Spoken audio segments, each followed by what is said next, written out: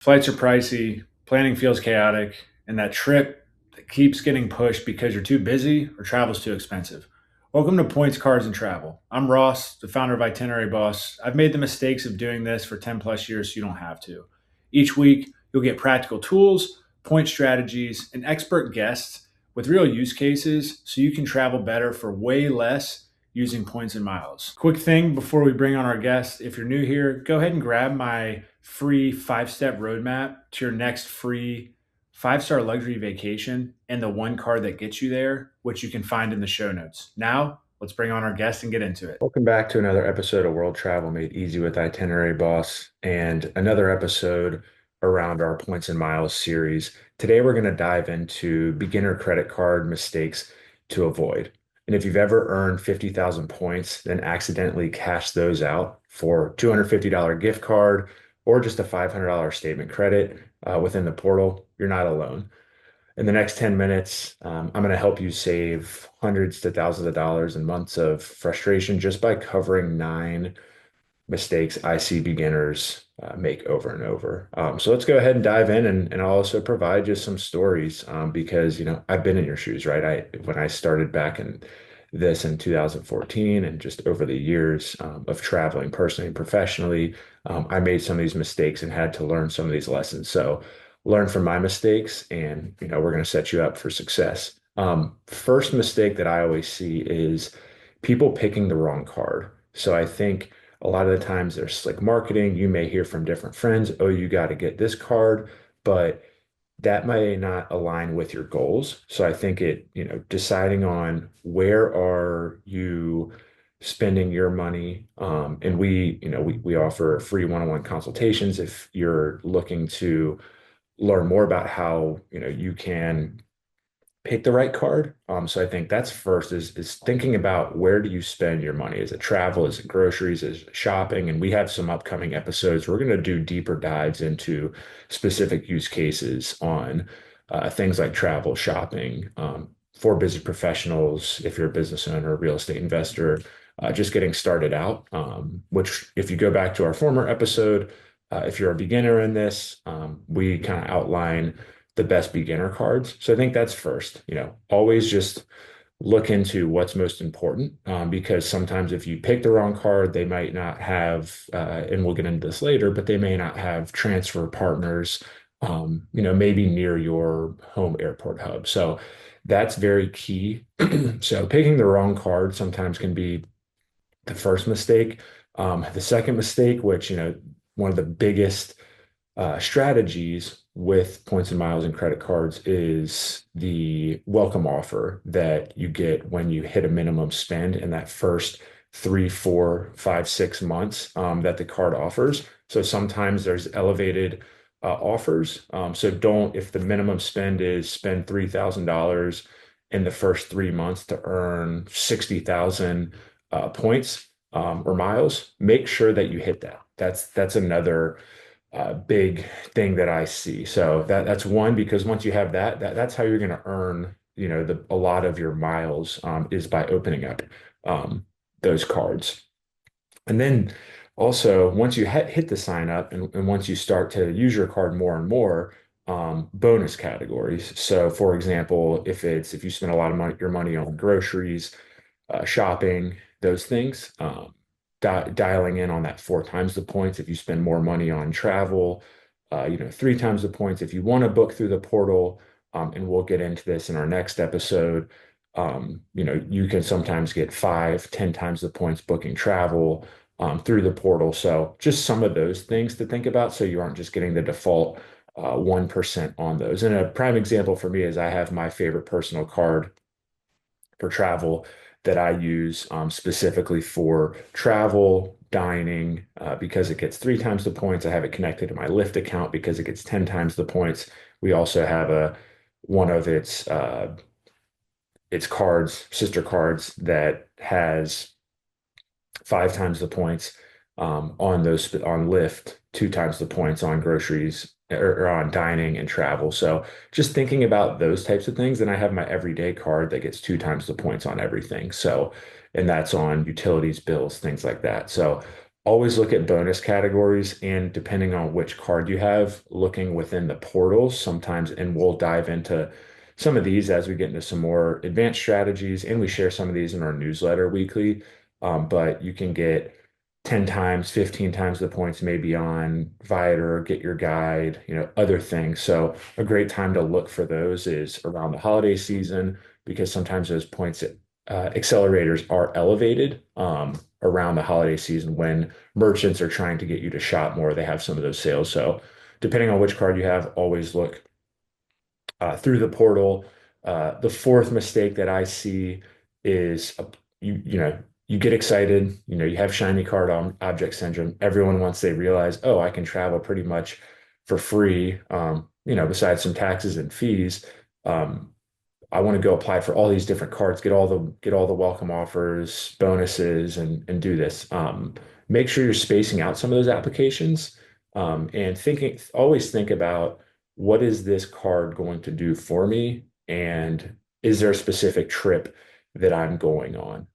Are there specific maybe hotels that we're staying in? Are there Right. I think, and also, are there airlines that we're looking to fly? Are there specific transfer partners? And, if you're a beginner or intermediate here and you're still wondering what are transfer partners, we're going to dive deep into those specific use cases. We have our free points and miles cheat sheet that you can grab within the show notes if you want to learn a little bit more about that. But that's really one thing that you want to focus in on. The fifth thing that I see people make a mistake is carrying a balance or paying interest. This is something that when I started, booking travel and getting a ton of points through, and I was probably 25, 26 when I was booking some of our group trips. Carrying a balance, whether that's a statement balance, or and not paying that off and only paying the minimum spend and then getting charged that, whatever the interest rates are on that. Make sure you're always paying that statement balance. And a best practice is auto pay on full for the statement balance. And then the sixth mistake I see people make is using the wrong card for big ticket purchases. So for example, say you have a big, you're booking a group trip, you're paying for the Airbnb, you're paying for, you're booking with 10 people for a trip and you're booking tours, like always figuring out what does that earn on travel? And also, another tip is, going into the portal and seeing, are there any sort of accelerators? Are there for, if you're booking a tour, for example, on Get Your Guide and there's 10 times the points and you're a Capital One portal, booking through that because then you're going to earn, say it's $1,000, you're going to earn $10,000 on that because of that points accelerator. So thinking about those things for big ticket purchases. Um, One of the biggest mistakes I also see, and this is once you have it right, is say you have 60,000 points, and I mentioned this at the beginning, redeeming those points for gift cards or statement credits. Gift cards don't If this episode's helping you out, could you hit that follow or subscribe button and also leave a quick 5-star rating wherever you're listening? don't do that. Statement credit, same thing. If it says, hey, you have 60,000 points, you can redeem this for $600 within the portal for a statement credit. Definitely don't do that because you're devaluing your points for sure. And when you are booking through flights or hotels through the portal, I think one thing, because and we'll dive into this within the next episode, but when you start to think about and you start to look at some of these cards where it says 5, 10 times the points, when you are booking those flights or hotels through the portal, they are an online travel agency. So make sure that you check on say American Airlines, on United, on the flight Hyatt, Marriott, checking on the direct booking site because, for example, if you're going, let's just say you're going to Alaska and you're catching a cruise and you have a couple layovers, or you're going internationally, you have layovers and you have somewhere to be, you definitely want to make sure that you're booking direct because if something happens, you're then going to have to go through the online travel agency.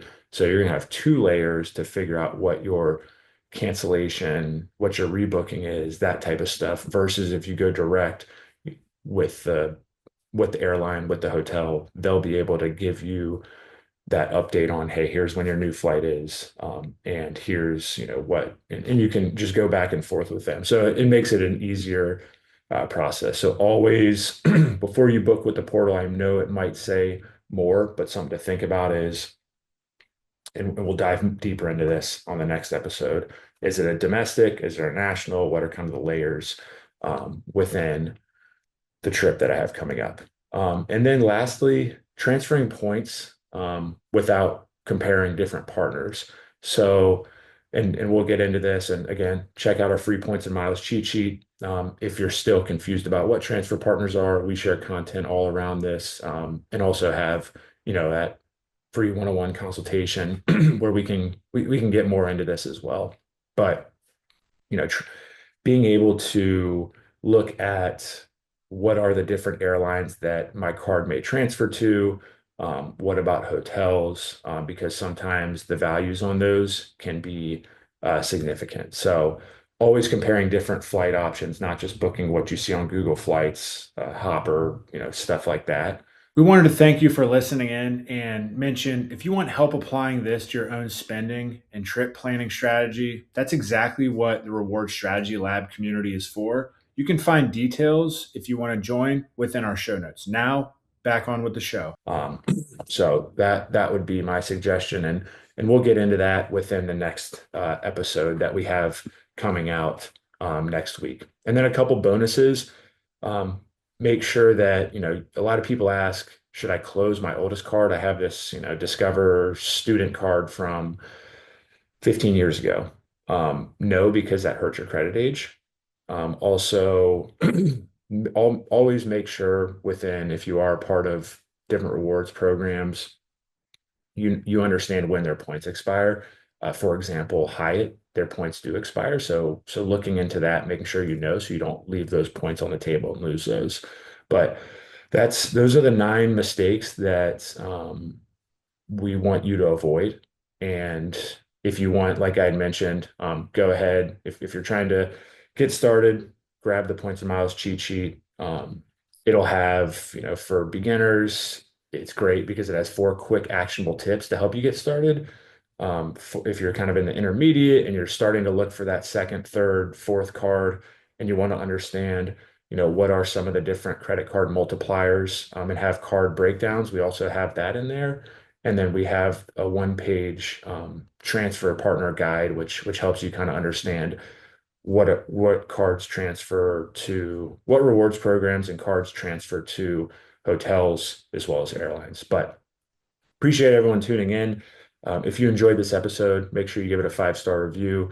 That helps us grow the show. Make sure you're able to share it with a family or friend who wants to travel more or is always asking about credit cards, points and miles, things like that. And we will look forward to seeing you next week and showing you how we're going to help you out around the portal, as well as transfer partners. Really appreciate you tuning in today. Before you go, again, if you're new here, grab my free 5-step roadmap to your next free 5-star luxury vacation and the one card that gets you there in the show notes. The main takeaway from today is you don't need more time or money to travel better. You just need a simple plan and the right strategy in place. My final thought is travel is supposed to feel exciting, not overwhelming. Take one thing you learned today, apply it this week, and your next trip gets easier starting now. We'll see you next episode. Really appreciate you tuning in.